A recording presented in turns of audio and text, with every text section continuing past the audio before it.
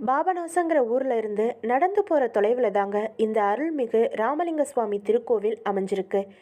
இந்த கோவில்ல தான் 108 லிங்கங்களும் மூலவர்களா அருள் பாலிக்கிற ஒரு அற்புத தலம்.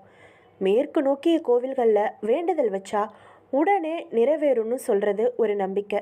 இந்த தலத்துல மேற்கு நோக்கி தான் எல்லா லிங்கங்களுமே அமைஞ்சிருக்கதா சொல்லப்படுது.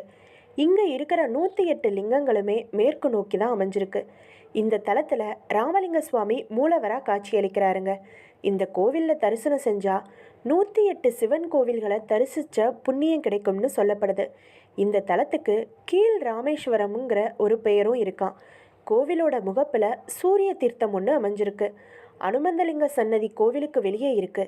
பக்தர்கள் மூலஸ்தனமாக லிங்கத்தை தவிர மற்ற 107 லிங்கங்களுக்கும் தாங்களே பூத்தூவி வழிபடலாமா. ராமர், லட்சுமணர், சீதை மற்றும்